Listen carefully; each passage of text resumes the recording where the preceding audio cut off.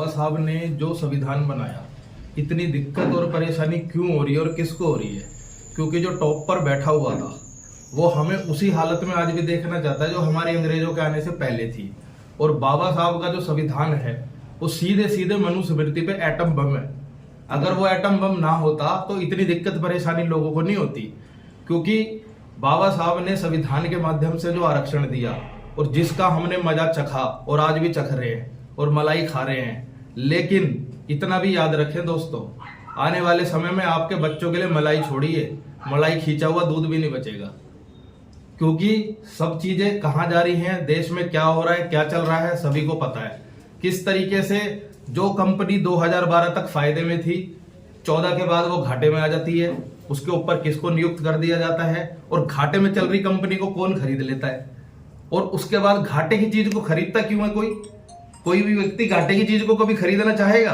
कोई नहीं चाहेगा। लेकिन क्या हो रहा है, क्या चल रहा है, हमें कुछ नहीं पता। लेकिन एक प्रवक्ता जो उनका हर घर में बैठा हुआ है वो है टीवी और अखबार।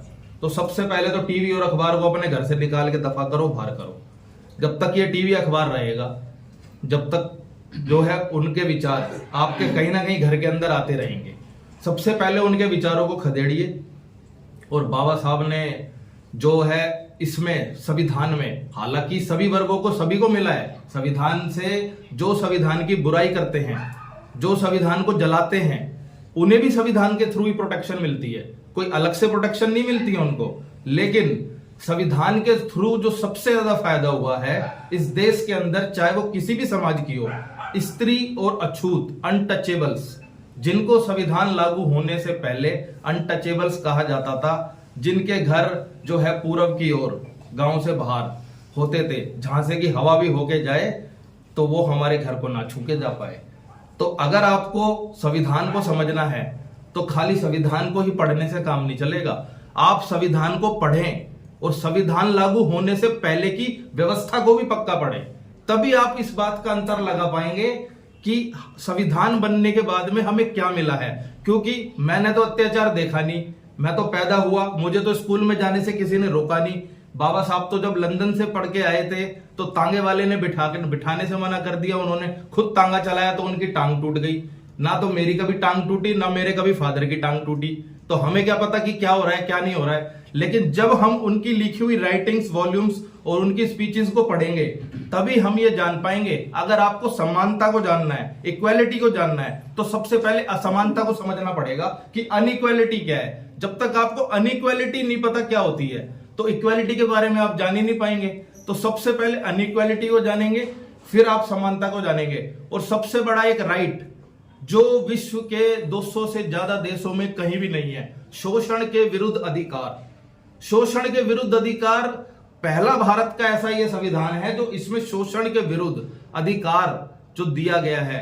और जो लेबर लॉज बाबा साहब ने बनाए, जो महिला को पुरुषों के बराबर काम करने पे 8 घंटे काम करेगी, पुरुषों के बराबर काम करेगी तो पुरुषों के बराबर ही अधिकार दिया।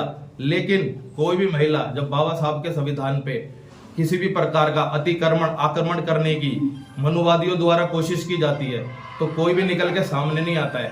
वही गिने चुने लोग हैं जो बाबा साहब को मानते हैं, बाबा साहब को फॉलो करते हैं, हर जगह वही लोग नजर आते हैं। क्या इस संविधान से केवल अस्पृश्य महिलाओं को ही लाभ मिला है? क्या और महिलाओं की ये कर्तव्य या ये ड्यूटी नहीं बनती है कि वो भी इस जो है संविधान की रक्षा के लिए अपने कदम बढ़ाएं, आगे आए और आगे बढ़ चढ़कर इसमें भागीदारी अपनी सुनिश्चित करें। लेकिन इसका जो है जिम्मा वो हमारे ही कुछ ही लोगों ने लिया हुआ है और हमारे ही कुछ ही लोग हर जगह नजर आते हैं।